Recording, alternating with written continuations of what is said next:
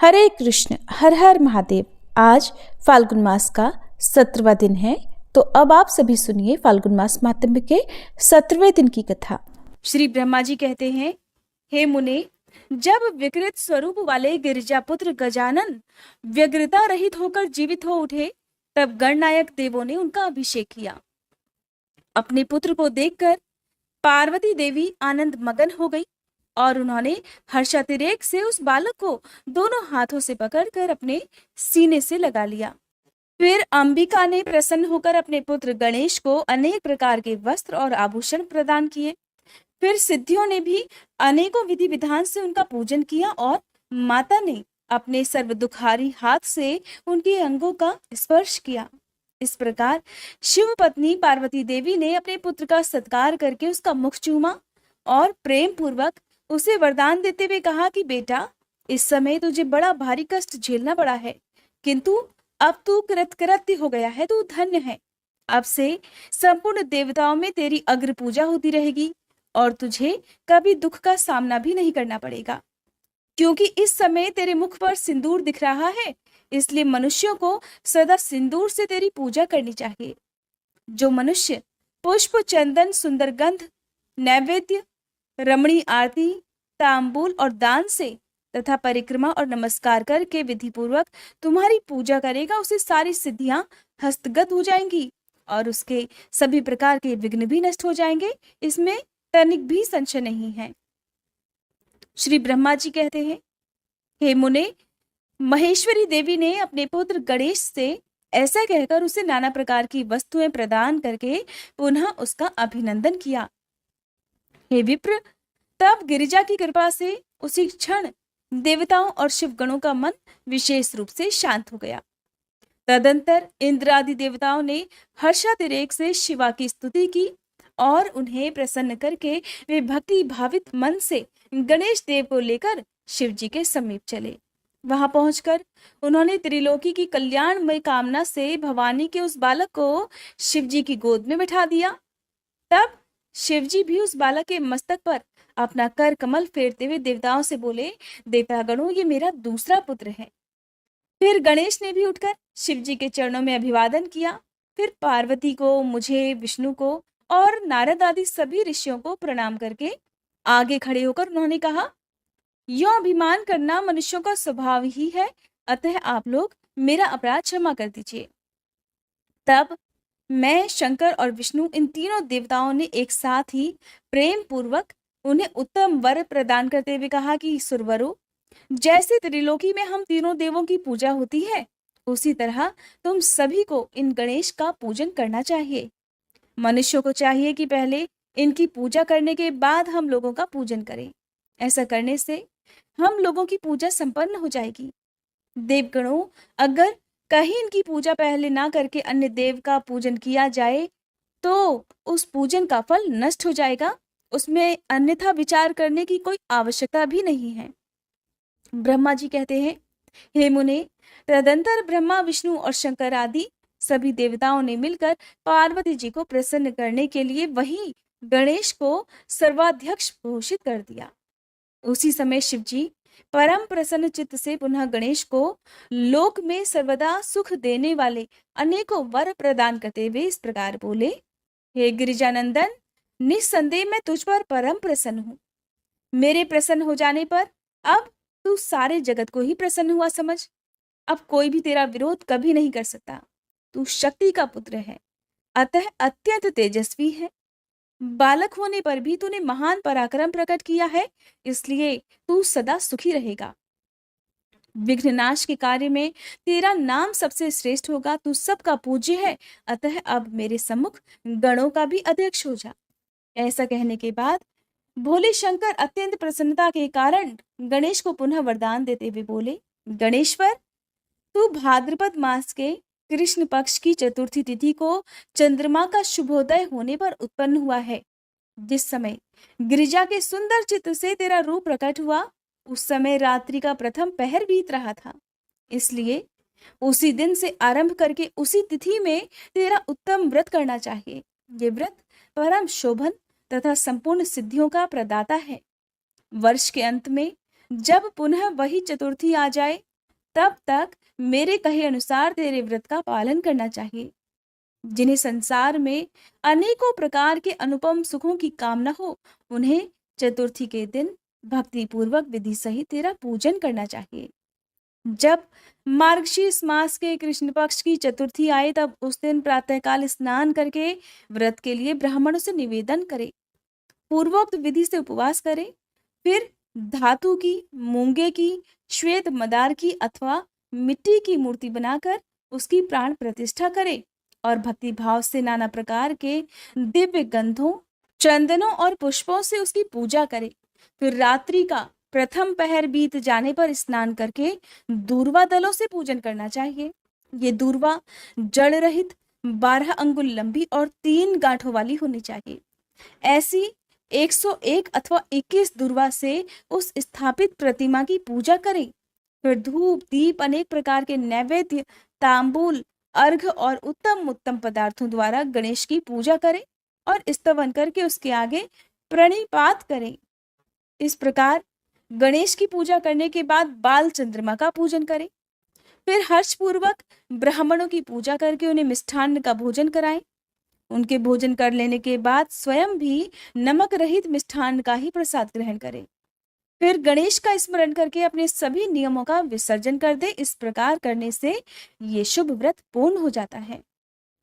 बेटा, यो व्रत करते करते जब वर्ष पूरा हो जाए, तब व्रती मनुष्य को चाहिए कि वह व्रत की पूर्ति के लिए व्रत का उद्यापन कार्य भी संपन्न करे। इसमें मेरे आज्ञा अनुसार 12 ब्राह्मणों को भोजन कराना चाहिए।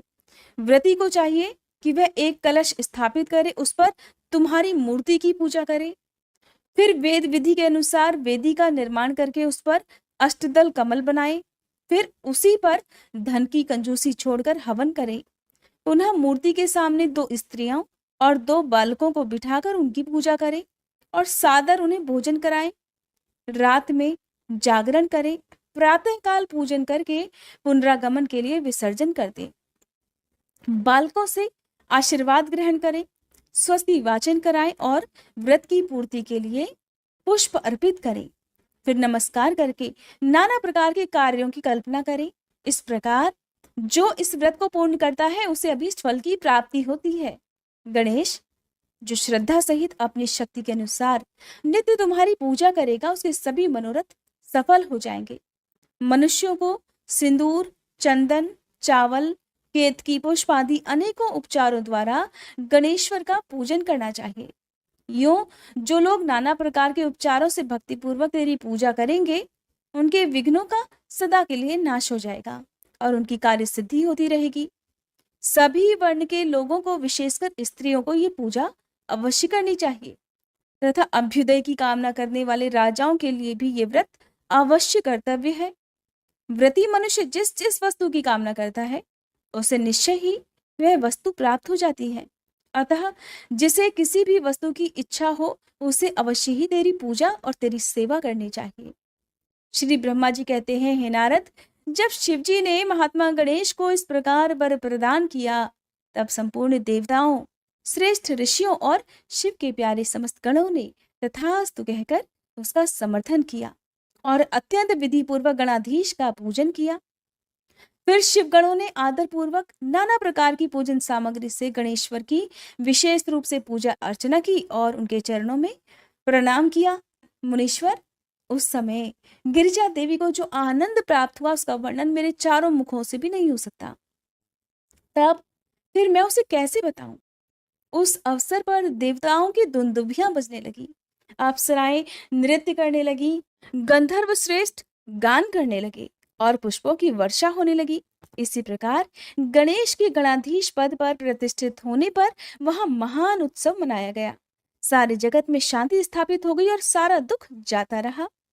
हे नारद, शिव और पार्वती को तो विशेष आनंद प्राप्त हुआ और सर्वत्र अनेक प्रकार के सुखदायक मंगल होने लगे। फिर संपूर्ण देवगण और ऋषिगण जो वहां पधारे हुए थे, वे सभी शिव की आज्ञा से अपने अपने स्थान को चले गए। उस समय वे शिव जी की स्तुति करके गणेश और पार्वती की बारंबार प्रशंसा कर रहे थे और कैसा अद्भुत युद्ध हुआ, ऐसा परस्पर वार्तालाप करते हुए चले जा रहे थे। वे इस समय युद्ध मतलब भगवान शिव और गणेश जी के बीच जो युद्ध हुआ था उसका वर्णन कर रहे थे। इधर जब गिरिजा देवी का क्रोध शांत हो गया तब शिव जी भी, जो स्वात्माराम होते हुए भी सदा भक्तों का कार्य सिद्ध करने के लिए तत्पर रहते हैं, गिरिजा के सन्निकट गए और लोगों की कामना से पूर्ववत नाना प्रकार के सुखदायक कार्य करने लगे। तब मैं, ब्रह्मा और विष्णु दोनों भक्ति पूर्वक शिव शिवा की सेवा करके शिव की आज्ञा लेकर अपने अपने धाम को लौट गए। जो मनुष्य जितेंद्रिय होकर इस परम मांगलिक आख्यान को श्रवण करता है वह संपूर्ण मंगलों का भागी होकर मंगल भवन हो जाता है। इसके श्रवण से पुत्रहीन को पुत्र की, निर्धन को धन की, पत्नी की इच्छा रखने वाले को पत्नी की, प्रजार्थी को प्रजा की, रोगी को आरोग्य की और अभागे को सौभाग्य की प्राप्ति होती है। जिस स्त्री का पुत्र और धन नष्ट हो गया हो और पति परदेश चला गया हो उसे उसका पति मिल जाता है। जो शोक सागर में डूब रहा हो वह इस महात्म्य के श्रवण मात्र से ही निस्संदेह शोक रहित हो जाता है। ये गणेश चरित्र संबंधी ग्रंथ जिसके घर में सदा वर्तमान रहता है वह मंगल संपन्न होता है, इसमें तनिक भी संशय नहीं। जो यात्रा के अवसर पर अथवा किसी भी पुण्य पर्व पर इसे मन लगाकर सुनता है वह श्री गणेश जी की कृपा से संपूर्ण अभीष्ट फल प्राप्त कर लेता है। देवर्षि नारद ने श्री ब्रह्मा जी से कहा, हे तात, मैंने गणेश जी के जन्म संबंधी अनुपम वृतांत तथा परम पराक्रम से विभूषित उनका दिव्य चरित्र भी सुन लिया। हे सुरेश्वर, उसके बाद कौन सी घटना घटी उसका भी वर्णन कीजिए, क्योंकि हे पिताजी, शिव और पार्वती का उज्जवल यश महान आनंद प्रदान करने वाला है। नारद की बात सुनकर ब्रह्मा जी कहने लगे, मुनि श्रेष्ठ, तुम तो बड़े कारुणिक हो, तुमने बड़ी उत्तम बात पूछी है। हे ऋषि सतम, अच्छा अब मैं उसका वर्णन करता हूँ, तुम ध्यान लगाकर सुनो। हे विप्रेंद्र, शिव और पार्वती अपने दोनों पुत्रों की बाल लीला देखकर महान प्रेम में मगन रहते। पुत्रों का लाड़ प्यार करने के कारण माता पिता का सुख दिनों दिन बढ़ता जाता था और वे दोनों कुमार प्रीतिपूर्वक आनंद के साथ तरह तरह की लीलाएं किया करते थे। हे मुनीश्वर, वे दोनों बालक स्वामी कार्तिक और गणेश भक्तिपूरित मन से सदा माता पिता की परिचर्या किया करते थे। इससे माता पिता का महान स्नेह क्षणमुख और गणेश पर शुक्ल पक्ष के चंद्रमा की भांति दिन प्रतिदिन बढ़ता ही गया। एक समय शिव और शिवा दोनों प्रेम पूर्वक एकांत में बैठकर यूं विचार करने लगे कि हमारे ये दोनों ही पुत्र विवाह के योग्य हो गए, अब इन दोनों का शुभ विवाह कैसे संपन्न हो। हमें तो जैसे षडानन प्यारा है वैसे ही गणेश भी है। ऐसी चिंता में पड़कर वे दोनों लीलावश आनंद मगन हो गए। मुने, माता पिता के विचार को जानकर उन दोनों पुत्रों के मन में भी विवाह की इच्छा जाग उठी। वे दोनों पहले मैं विवाह करूंगा, पहले मैं विवाह करूंगा, ऐसा बारंबार कहते हुए परस्पर विवाद करने लगे। तब जगत के अधीश्वर वे दोनों दंपति अपने पुत्रों की बात सुनकर लौकिक आचार का आश्रय लेकर परम विस्मय को प्राप्त हुए। कुछ समय बाद उन्होंने अपने दोनों पुत्रों को बुलाया और उनसे इस प्रकार कहा। शिव पार्वती बोले, सुपुत्रों, हम लोगों ने पहले से ही एक ऐसा नियम बना रखा है जो तुम दोनों के लिए ही सुखदायक होगा। अब हम यथार्थ रूप से उसका वर्णन करते हैं, तुम दोनों भी प्रेम पूर्वक सुनो। प्यारे बच्चों, हमें तो तुम दोनों पुत्र समान ही प्यारे हो, किसी पर विशेष प्रेम हो ऐसी तो बात ही नहीं है। अतः हमने तुम लोगों के विवाह के विषय में एक ऐसी शर्त बनाई है जो दोनों के लिए ही कल्याणकारिणी है, और वो शर्त ये है कि जो सारी पृथ्वी की परिक्रमा करके पहले वापस लौट आएगा उसी का शुभ विवाह पहले करा दिया जाएगा। श्री ब्रह्मा जी कहते हैं, हे नारद, माता पिता की ये बात सुनकर शरजन्मा महाबली कार्तिकेय तुरंत ही अपने स्थान से पृथ्वी की परिक्रमा करने के लिए चल दिए, परंतु अगाध बुद्धि संपन्न गणेश जी वहीं खड़े रह गए। वे अपनी उत्तम बुद्धि का आश्रय लेकर बारंबार मन में विचार करने लगे, अब मैं क्या करूं, कहाँ जाऊं, परिक्रमा तो मुझसे हो नहीं सकेगी, क्योंकि कोस भर चलने के बाद तो आगे मुझसे चला नहीं जाएगा। फिर सारी पृथ्वी की परिक्रमा करके मैं कैसे सुख प्राप्त कर पाऊंगा। ऐसा विचार कर गणेश जी ने जो कुछ किया अब उसे सुनो।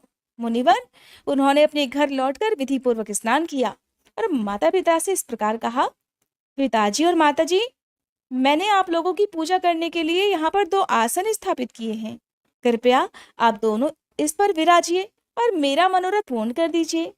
ब्रह्मा जी कहते हैं, मुने गणेश की बात सुनकर पार्वती और परमेश्वर उनकी पूजा ग्रहण करने के लिए आसन पर विराजमान हो गए। तब गणेश ने उनकी विधि पूर्वक पूजा की और बारंबार प्रणाम करते हुए उनकी 7 बार परिक्रमा की।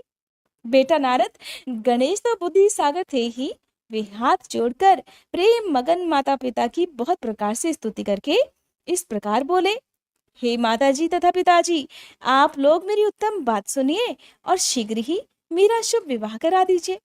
ब्रह्मा जी कहते हैं, मुने, महात्मा गणेश का ऐसा वचन सुनकर वे दोनों माता पिता महान बुद्धिवान गणेश से बोले। शिव शिवा ने कहा, बेटा तू पहले काननों सहित इस सारी पृथ्वी की परिक्रमा तो करके आ। कुमार गया हुआ है, तू भी जा और उससे पहले लौट कर आ, तब तेरा विवाह पहले करा दिया जाएगा। ब्रह्मा जी कहते हैं, मुने, नियम परायण गणेश माता पिता की ऐसी बात सुनकर कुपित होकर तुरंत बोल उठे, हे माता जी तथा हे पिताजी, आप दोनों सर्वश्रेष्ठ धर्म रूप और महाबुद्धिमान हैं, अतः आप धर्मानुसार मेरी भी बात सुनिए। मैंने 7 बार पृथ्वी की परिक्रमा की है, फिर आप लोग ऐसी बात क्यों कह रहे हैं? ब्रह्मा जी कहते हैं, मुने, शिव पार्वती तो बड़े लीलानंदी ही ठहरे। वे गणेश का कथन सुनकर लौकिक गति का आश्रय लेकर बोले। शिव शिवा ने कहा, पुत्र, तूने समुद्र पर्यंत विस्तार वाली बड़े बड़े काननों से युक्त इस सप्तद्वीपवती विशाल पृथ्वी की परिक्रमा भला कब कर ली? ब्रह्मा जी कहते हैं, मुने, जब शिव पार्वती ने ऐसा कहा तब उसे सुनकर महान बुद्धि संपन्न गणेश जी इस प्रकार बोले, माता पिताजी, मैंने तो अपनी बुद्धि से आप दोनों शिव पार्वती की पूजा करके प्रदक्षिणा कर ली है, अतः मेरी समुद्र पर्यंत पृथ्वी की परिक्रमा भी पूरी हो गई। धर्म के संग्रह भूत वेदों और शास्त्रों में जो ऐसे वचन मिलते हैं वे सत्य हैं अथवा असत्य। वे वचन ये हैं कि जो पुत्र माता पिता की पूजा करके 7 बार उनकी प्रदक्षिणा अर्थात परिक्रमा करता है, उसे पृथ्वी परिक्रमा जनित फल सुलभ ही हो जाता है। जो माता पिता को घर पर छोड़कर तीर्थ यात्रा के लिए जाता है, वह माता पिता की हत्या से मिलने वाले पाप का भागी होता है, क्योंकि पुत्र के लिए माता पिता का चरण सरोज ही महान तीर्थ होता है। अन्य तीर्थ तो दूर जाने पर प्राप्त होते हैं, परंतु धर्म का साधनभूत ये तीर्थ तो पास में ही सुलभ है। पुत्र के लिए माता पिता और स्त्री के लिए पति, ये दोनों सुंदर तीर्थ घर में ही वर्तमान है। ऐसा जो वेद शास्त्र निरंतर उद्घोषित करते रहते हैं, उसे फिर आप लोग असत्य कर दीजिए, और यदि वह असत्य हो जाएगा तो निस्संदेह वेद भी असत्य हो जाएगा, और फिर वेद द्वारा वर्णित आपका ये स्वरूप भी झूठा ही समझा जाएगा। इसलिए या तो शीघ्र ही मेरा शिव विवाह करा दीजिए, या फिर इस प्रकार कह दीजिए कि सारे वेद शास्त्र झूठे हैं। आप दोनों धर्म रूप हैं, अतः भली भांति विचार करके इन दोनों में जो परमोत्तम प्रतीत हो उन्हें प्रयत्न पूर्वक करना चाहिए। श्री ब्रह्मा जी कहते हैं, मुने, तब जो बुद्धिमानों में श्रेष्ठ उत्तम बुद्धि संपन्न तथा महान ज्ञानी है, वे पार्वती नंदन गणेश इतना कहकर मौन हो गए। उधर वे दोनों पति पत्नी जगदीश्वर शिव पार्वती गणेश के वचन सुनकर परम विस्मित हुए। फिर वे यथार्थ भाषी और अद्भुत बुद्धि वाले अपने पुत्र गणेश की प्रशंसा करते हुए इस प्रकार कहने लगे, बेटा तू महान आत्मबल से संपन्न है, इसी से तुझ में निर्मल बुद्धि उत्पन्न हुई है, और तूने जो बात कही है वो बिल्कुल सत्य है, इसमें कोई संदेह नहीं। दुख का अवसर आने पर जिसकी बुद्धि विशिष्ट हो जाती है, उसका दुख उसी प्रकार विनष्ट हो जाता है जैसे सूर्य के उदय होते ही अंधकार। जिसके पास बुद्धि है वही बलवान है, बुद्धिहीन के पास बल कहाँ। पुत्र, वेद शास्त्र और पुराणों में बालक के लिए धर्म पालन की जैसी बात कही गई है, वो सब तूने पूरी कर ली। तूने जो बात की है वो दूसरी भला कौन कर सकता है। हमने तेरी वह बात मान ली, अब इसके विपरीत हम कुछ भी नहीं करेंगे। श्री ब्रह्मा जी कहते हैं, नारद, यों कहकर उन दोनों ने बुद्धि सागर गणेश को सांत्वना दी और फिर उनके विवाह के संबंध में उत्तम विचार करने लगे। इसी समय जब प्रसन्न बुद्धि वाले प्रजापति विश्वरूप को शिव जी के उद्योग का पता चला, तब उस पर विचार करके भी उन्हें भी परम सुख प्राप्त हुआ। उन प्रजापति विश्वरूप के दिव्य रूप संपन्न और सर्वांग शोभना दो सुंदरी कन्याएं थीं, जिनका नाम था सिद्धि और बुद्धि। भगवान शंकर और गिरिजा ने उन दोनों के साथ हर्षपूर्वक गणेश का विवाह संस्कार संपन्न कराया। उस विवाह के अवसर पर संपूर्ण देवता प्रसन्न होकर पधारे। सिद्धि और बुद्धि को रिद्धि सिद्धि के नाम से भी जाना जाता है। जब देवतागण प्रसन्न होकर पधारे तो उस समय शिव और पार्वती का जैसा मनोरथ था, उसी के अनुसार विश्वकर्मा ने वह विवाह किया। उसे देखकर ऋषियों तथा देवताओं को भी परम हर्ष प्राप्त हुआ। हे मुने, गणेश को भी उन दोनों पत्नियों के मिलने से जो सुख प्राप्त हुआ उसका वर्णन नहीं किया जा सकता। कुछ काल के पश्चात महात्मा गणेश के उन दोनों पत्नियों से दो दिव्य पुत्र उत्पन्न हुए, जिसमें गणेश पत्नी सिद्धि के गर्भ से क्षेम नामक पुत्र पैदा हुआ और बुद्धि के गर्भ से जिस परम सुंदर पुत्र ने जन्म लिया उसका नाम लाभ हुआ, जिसे शुभ और लाभ भी कहा जाता है। इस प्रकार जब गणेश अचिंत्य सुख का भोग करते हुए निवास करने लगे, तब दूसरे पुत्र स्वामी कार्तिक पृथ्वी की परिक्रमा करके वापस लौटे। उस समय नारद जी ने आकर स्कंद कुमार को सब समाचार कह सुनाया। उन्हें सुनकर कुमार के मन में बड़ा क्षोभ हुआ। समाचार वही सुनाया कि गणेश का विवाह तो उनसे पहले ही कर दिया गया है, और वे माता पिता शिव शिवा के द्वारा रोके जाने पर भी ना रुककर नाराज होकर क्रौच पर्वत की ओर चले गए। हे देवर्षे, उस दिन से शिवपुत्र स्वामी कार्तिक का कुमारत्व अर्थात कुमारपना प्रसिद्ध हो गया और उनका नाम त्रिलोकी में विख्यात हो गया। वह शुभदायक, सर्वपापहारी, पुण्यमय और उत्कृष्ट ब्रह्मचर्य की शक्ति प्रदान करने वाला है। कार्तिक की पूर्णिमा को सभी देवता, ऋषि, तीर्थ और मुनीश्वर सदा कुमार का दर्शन करने के लिए क्रौंच पर्वत पर जाते हैं। जो मनुष्य कार्तिकी पूर्णिमा के दिन कृत्तिका नक्षत्र का योग होने पर स्वामी कार्तिक का दर्शन करता है, उसके संपूर्ण पाप नष्ट हो जाते हैं और उसे मनोवांछित फल की प्राप्ति होती है। इधर स्कंद का बिछोह हो जाने पर उमा को महान दुख हुआ। उन्होंने दीन भाव से अपने स्वामी शिव जी से कहा, हे प्रभु, आप मुझे साथ लेकर वहां चलिए जहां मेरा पुत्र है। तब प्रिया को सुख देने के निमित्त स्वयं भगवान शंकर अपने एक अंश से उस पर्वत पर गए और सुखदायक मल्लिकार्जुन नामक ज्योतिर्लिंग के रूप में वहां प्रतिष्ठित हो गए। वे सत्पुरुषों की गति तथा अपने सभी भक्तों के मनोरथ पूर्ण करने वाले हैं। वे आज भी शिवा के सहित उस पर्वत पर विराजमान हैं। पुत्र नारद, वे दोनों शिवा शिव पुत्र स्नेह से विवल होकर प्रत्येक पर्व पर कुमार को देखने के लिए जाते हैं। अमावस्या के दिन वहां स्वयं शंभु पधारते हैं और पूर्णिमा के दिन देवी पार्वती जाती हैं। मुनीश्वर, तुमने स्वामी कार्तिक और गणेश का जो वृतांत मुझसे पूछा था, वह सब मैंने तुम्हें कह सुनाया। इसे सुनकर बुद्धिमान मनुष्य समस्त पापों से मुक्त हो जाता है और उसकी सभी शुभकामनाएं भी पूर्ण हो जाती हैं। जो मनुष्य इस चरित्र को पढ़ता अथवा पढ़ाता है और सुनता अथवा सुनाता है, निस्संदेह उसके सभी मनोरथ सफल हो जाते हैं। ये अनुपम आख्यान पापनाशक, कीर्तिप्रद, सुखवर्धक, आयु बढ़ाने वाला, स्वर्ग की प्राप्ति कराने वाला, पुत्र पौत्र की वृद्धि करने वाला, मोक्षप्रद, शिव जी के उत्तम धाम को प्राप्त कराने वाला, शिव पार्वती में प्रेम उत्पन्न करने वाला और शिव भक्ति वर्धक है। ये कल्याणकारक, शिव जी के अद्वैत ज्ञान का दाता और सदा शिवमय है।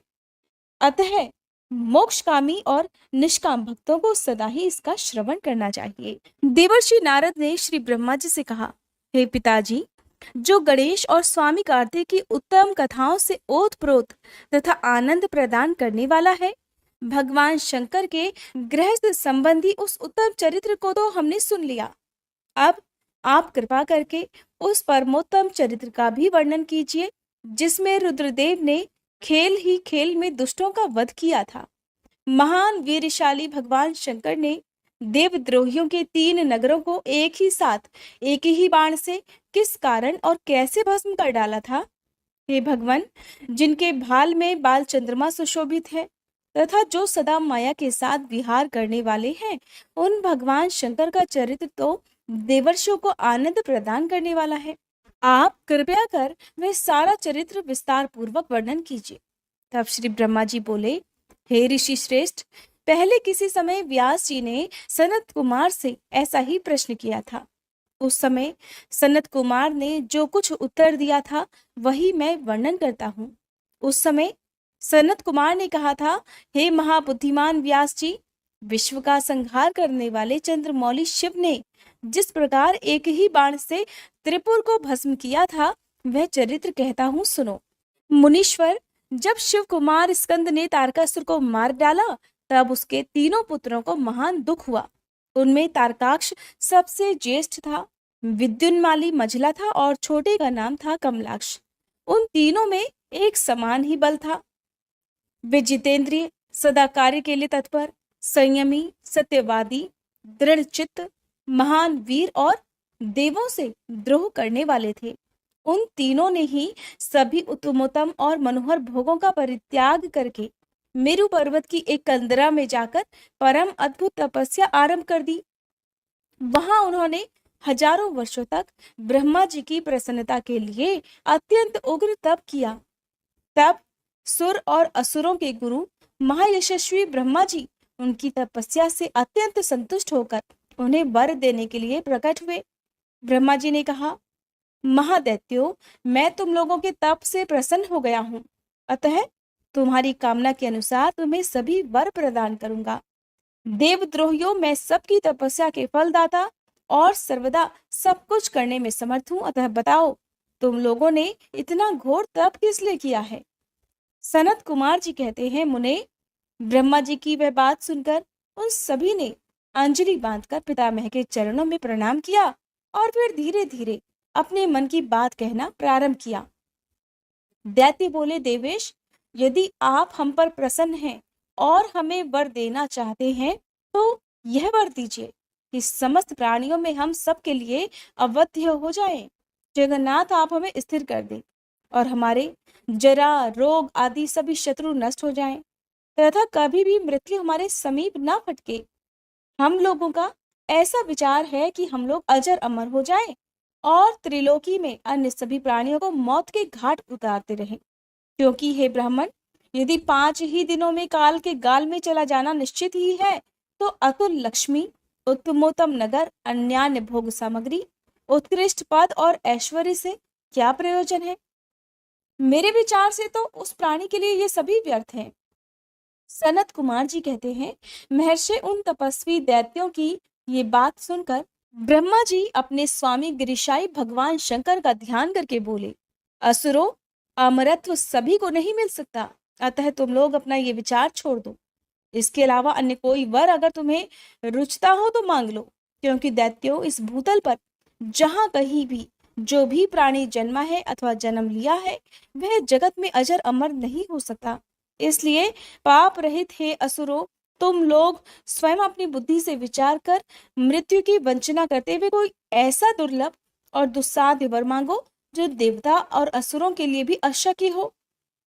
उस प्रसंग में तुम लोग अपने बल का आश्रय लेकर पृथक पृथक अपने मरण में किसी हेतु को मांग लो, जिससे तुम्हारी रक्षा हो जाए और मृत्यु तुम्हें वरण भी ना कर सके। सनत जी कहते हैं, महर्षि ब्रह्मा जी के ऐसे वचन सुनकर वे 2 घड़ी तक तो ध्यानस्थ हो गए और फिर कुछ सोच विचार कर सर्वलोक पितामह ब्रह्मा जी से बोले, भगवान, यद्यपि हम लोग प्रबल पराक्रमी हैं, फिर भी हमारे पास कोई ऐसा घर नहीं है जहां हम शत्रुओं से सुरक्षित रहकर सुखपूर्वक निवास कर सके। अतः आप हमारे लिए ऐसे 3 नगरों का निर्माण करा दीजिए जो अत्यंत अद्भुत और संपूर्ण संपत्तियों से संपन्न हो तथा देवता जिनका प्रदर्शन न कर सके। लोकेश, आप तो जगत गुरु हैं। हम लोग आपकी कृपा से ऐसे 3 पुरों में अधिष्ठित होकर इस पृथ्वी पर विचरण करेंगे। इसी बीच तारकाक्ष ने कहा कि विश्वकर्मा मेरे लिए जिस नगर का भी निर्माण करे वह सोने का हो और देवता भी उसका भेदन ना कर सके। फिर कमलाक्ष ने चांदी के बने हुए अत्यंत विशाल नगर की याचना की और विद्युन्माली ने प्रसन्न होकर वज्र के समान कठोर लोहे का बना हुआ बड़ा नगर मांगा। ब्राह्मण, ये तीनों पुर मध्याह्न के समय अभिजीत मुहूर्त में चंद्रमा के पुष्य नक्षत्र पर स्थित होने पर एक स्थान पर मिला करें और आकाश में नीले बादलों पर स्थित होकर ये क्रमशः एक के ऊपर एक रहते हुए लोगों की दृष्टि से ओझल हो जाएं। फिर पुष्करावर्त नामक काल मेघों की वर्षा करते समय 1 सहस्त्र वर्ष के बाद ये तीनों नगर परस्पर मिले और एक ही भाव को प्राप्त हो अथवा नहीं।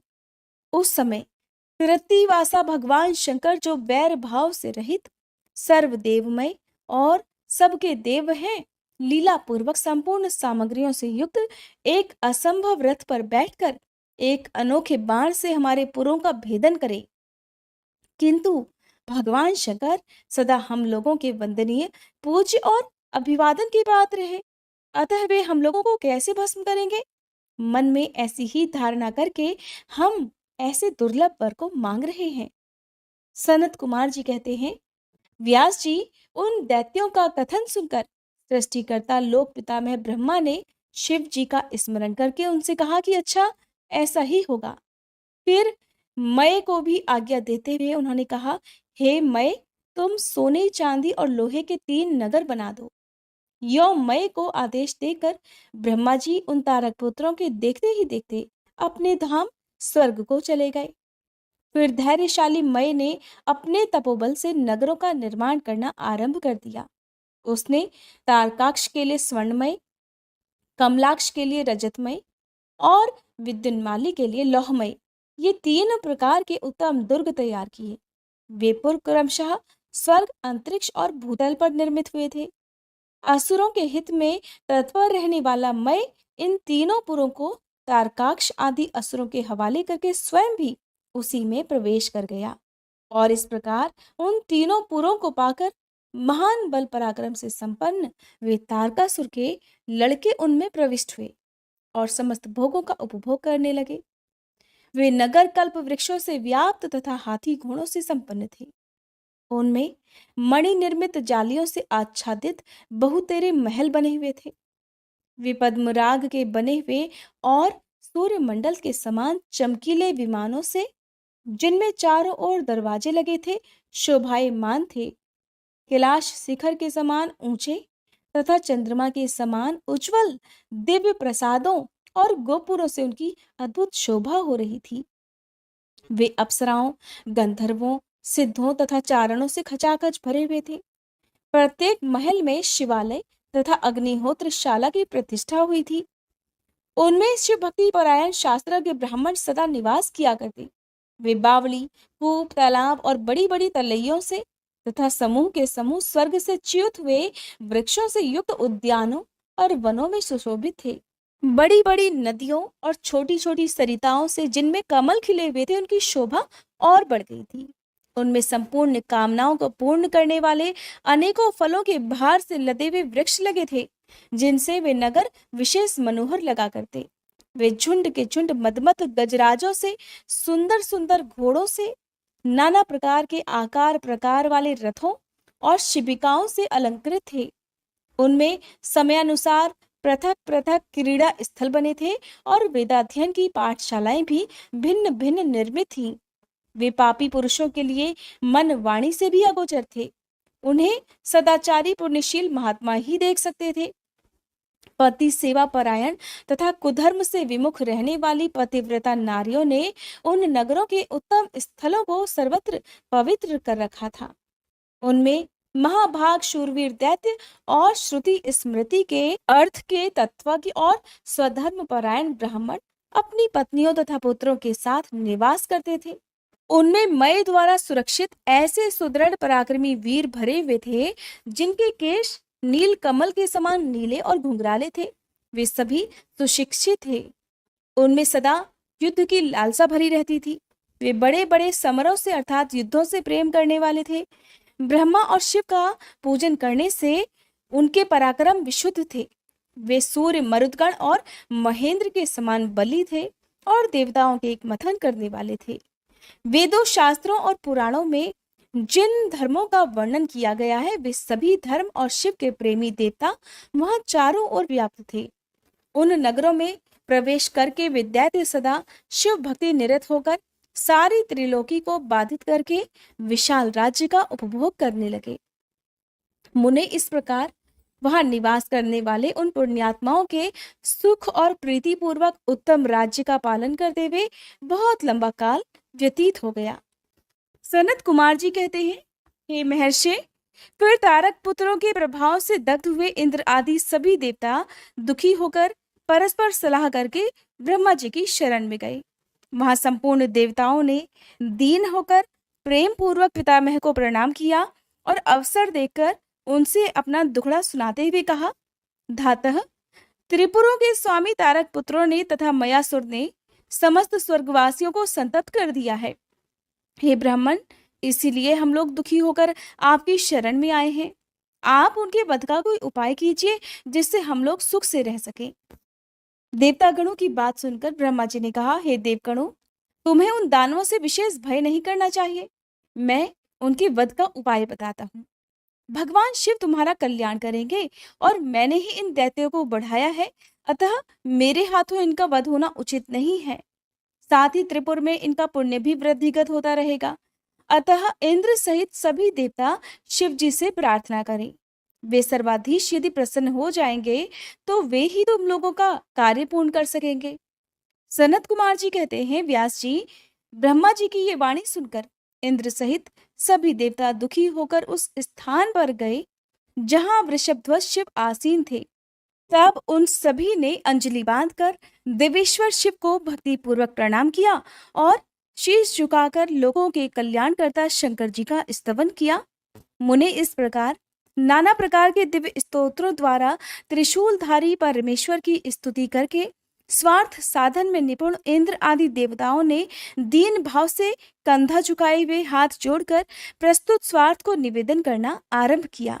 देवतागणों ने कहा, हे महादेव, तारक के पुत्र तीनों भाइयों ने मिलकर इंद्र सहित समस्त देवताओं को परास्त कर दिया है। हे भगवान, उन्होंने त्रिलोकी को तथा मुनीश्वरों को अपने अधीन कर लिया है और संपूर्ण सिद्ध स्थानों को नष्ट भ्रष्ट करके सारे जगत को उत्पीड़ित कर रखा है।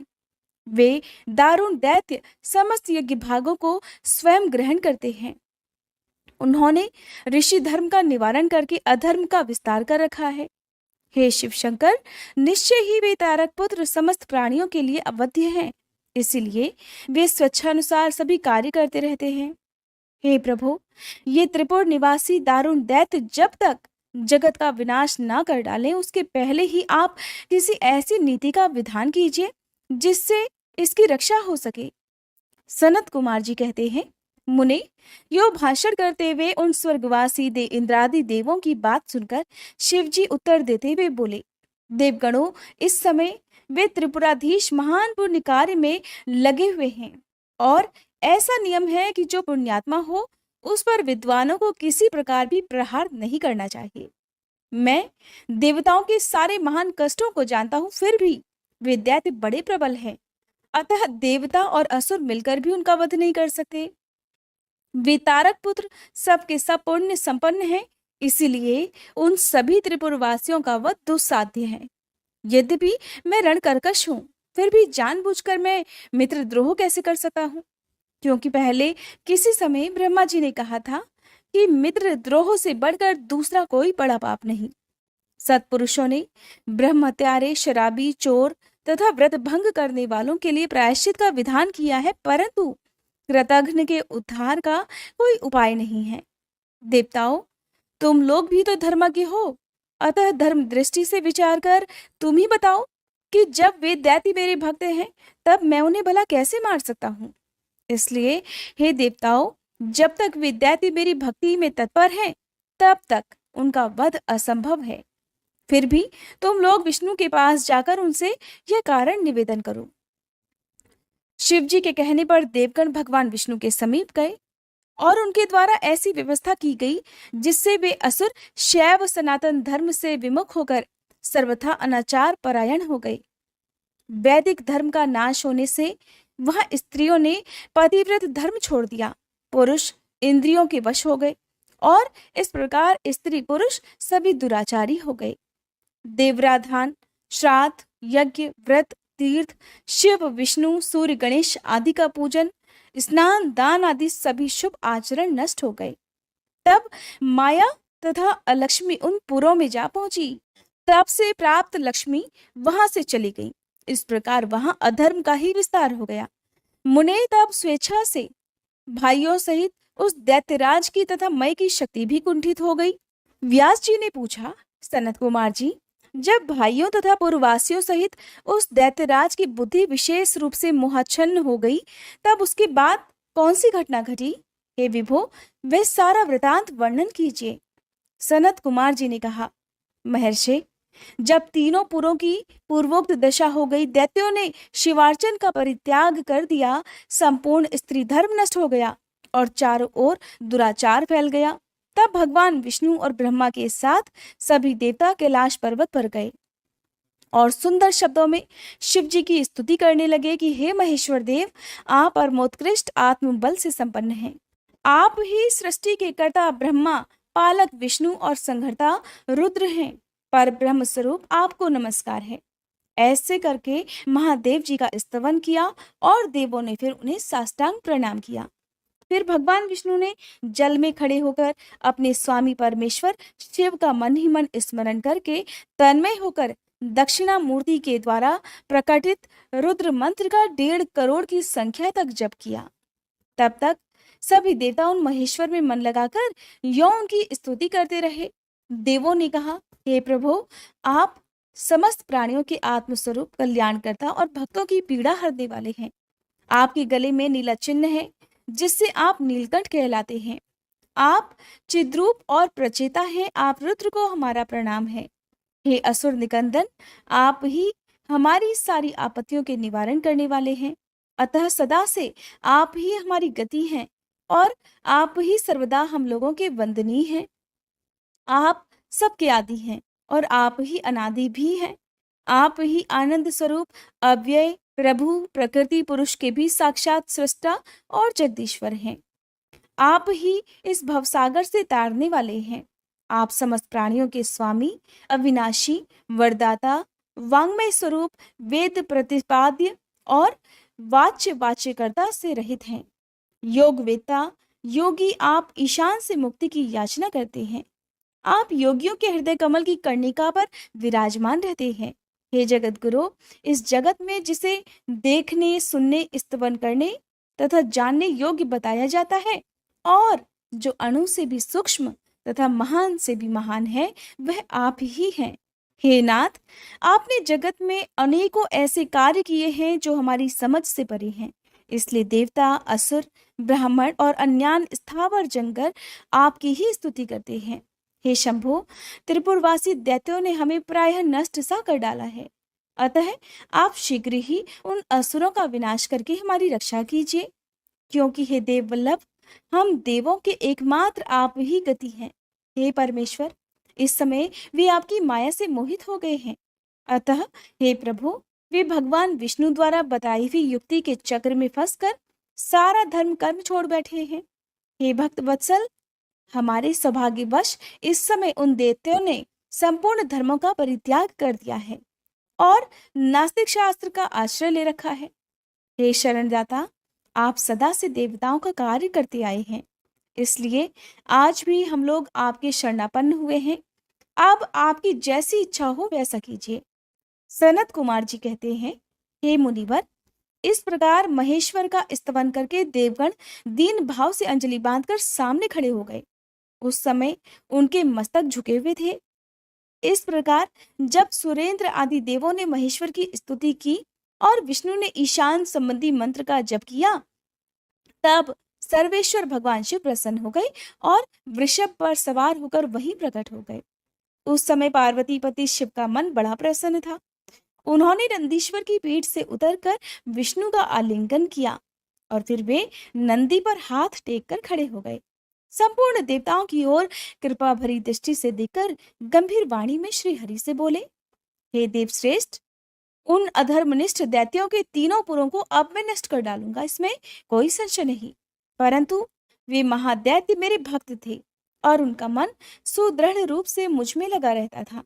अतः यद्यपि इस समय उन्होंने व्याजवश उत्तम धर्म का परित्याग कर दिया है, फिर भी क्या वे मेरे ही द्वारा मारने योग्य हैं? इसलिए जिन्होंने त्रिपुरवासी सारे दैत्यों को धर्मभ्रष्ट करके मेरी भक्ति से विमुख कर दिया है, वे विष्णु अथवा अन्य कोई ही उन्हें क्यों नहीं मारते? मुनीश्वर, शंभु के ये वचन सुनकर उन समस्त देवताओं का तथा श्री हरि का मन भी उदास हो गया। जब सृष्टिकर्ता ब्रह्मा ने देखा कि देवताओं और विष्णु के मुख पर उदासी छा गई है, तब उन्होंने हाथ जोड़कर शंभु से कहना प्रारंभ किया, हे परमेश्वर, आप योग्यवेताओं में श्रेष्ठ पर ब्रह्म तथा सदा से देवों और ऋषियों की रक्षा में तत्पर हैं। अतः पाप आपका स्पर्श नहीं कर सकता। साथ ही आपके आदेश से ही तो उन्हें मोह में डाला गया है। इसके प्रेरक आप ही तो हैं प्रभु। इस समय अवश्य ही उन्होंने अपने धर्म का परित्याग कर दिया है और वे आपकी भक्ति से विमुख हो गए हैं। फिर भी आपके सिवा दूसरा कोई भी उनका वध नहीं कर सकता। देवों और ऋषियों के प्राण रक्षक हे महादेव, साधुओं की रक्षा करने के लिए आपके द्वारा उन म्लेच्छों का वध उचित है। आप तो राजा हैं, अतः राजा को धर्मानुसार पापियों का वध करने से पाप नहीं लगता। इसलिए इस कांटे को उखाड़कर साधु ब्राह्मणों की रक्षा कीजिए। राजा अगर अपने राज्य तथा सर्वलोकाधिपत्य को स्थिर रखना चाहता हो तो उसे अपने राज्य में और अन्यत्र भी ऐसा ही व्यवहार करना चाहिए। इसलिए आप देवगणों की रक्षा करने के लिए उद्यत हो जाइए। प्रभु, विलंब मत कीजिए। हे देव देवेश, बड़े बड़े मुनीश्वर, यज्ञ, संपूर्ण वेद शास्त्र, मैं और विष्णु भी निश्चय ही आपकी प्रजा हैं। प्रभु, आप देवताओं के सार्वभौम सम्राट हैं। ये श्री हरि आदि देवगण और सारा जगत आपका ही कुटुंब है। हे अजन्मा देव, श्री हरि आपके युवराज हैं और मैं ब्रह्मा आपका पुरोहित हूँ तथा आपकी आज्ञा का पालन करने वाले शक्र राजकार्य संभालने वाले मंत्री हैं। सर्वेश, अन्य देवता भी आपके शासन के नियंत्रण में रहकर सदा अपने अपने कार्य में तत्पर रहते हैं। ये बिल्कुल सत्य है। सनत कुमार जी कहते हैं, व्यास जी, ब्रह्मा जी की ये बात सुनकर सुरपालक परमेश्वर शिव का मन प्रसन्न हो गया। तब उन्होंने ब्रह्मा जी से कहा, हे ब्राह्मण, यदि आप मुझे देवताओं का सम्राट बतला रहे हैं तो फिर मेरे पास उस पद के योग्य कोई ऐसी सामग्री तो है नहीं जिससे मैं उस पद को ग्रहण कर सकूं, क्योंकि ना तो मेरे पास कोई महान दिव्य रथ है, न उसके उपयुक्त सारथी हैं और न संग्राम में विजय दिलाने वाले वैसे धनुष बाण ही हैं कि जिन्हें लेकर मैं मनोयोग पूर्वक संग्राम में उन प्रबल दैत्यों का वध कर सकूं। ऐसा कहकर शंकर जी मौन हो गए। परंतु शिव जी को शीघ्र प्रस्तुत होते हुए न देखकर समस्त देवता, कश्यप आदि ऋषि अत्यंत व्याकुल और दुखी हो गए। तब भगवान श्री हरि ने उनसे कहा, देवों तथा मुनियों, तुम लोग दुखी क्यों हो रहे हो? तुम्हें अपने सारे दुख का परित्याग कर देना चाहिए। अब तुम लोग सभी आदर पूर्वक मेरी बात सुनो। देवगण, तुम ही लोग विचार करो कि महान पुरुषों की आराधना सुख साध्य नहीं होती। मैंने ऐसा सुना है कि महदाराधन में पहले महान कष्ट झेलना पड़ता है, पीछे भक्त की दृढ़ता देखकर इष्ट देव अवश्य प्रसन्न होते हैं। परंतु शंकर जी तो समस्त गणों के अध्यक्ष और परमेश्वर हैं, ये तो आशुतोष ही ठहरे। अतः पहले ओम का उच्चारण करके फिर नमः का प्रयोग करो, फिर शिवाय कहकर 2 बार शुभम का उच्चारण करें। इसके बाद 2 बार गुरु का प्रयोग करके फिर शिवाय नमः ओम जोड़ दो। ऐसा करने से ओम नमः शिवाय शुभम शुभम कुरु कुरु शिवाय नमः ओम ये मंत्र बनता है। ये बुद्धि विशारदो, यदि तुम लोग शिव जी की प्रसन्नता के लिए इस मंत्र का पुनः 1 करोड़ जप करोगे तो शिव जी तुम्हारा ये कार्य अवश्य पूर्ण करेंगे। हे मुने, प्रभावशाली श्री हरि ने जब यों कहा तब सभी देवता पुनः शिव जी की आराधना में लग गए। फिर श्री हरि भी देवों तथा मुनियों के कार्य की सिद्धि हेतु शिव जी में मन लगाकर विशेष रूप से विधि पूर्वक जप में तत्पर हो गए। हे मुनि श्रेष्ठ, इधर देवगण धैर्य संपन्न होकर बारंबार शिव शिव यों उच्चारण करते हुए 1 करोड़ जप करके सामने खड़े हो गए। उसी समय स्वयं साक्षात शिव पूर्वोक्त स्वरूप धारण करके प्रकट हो गए और इस प्रकार कहने लगे, हरे ब्राह्मण, देवगण तथा उत्तम व्रत का पालन करने वाले मुनियों, मैं तुम लोगों के इस जप से प्रसन्न हुआ हूं, अतः अब तुम लोग अपना मनोवांछित वर मांग लो।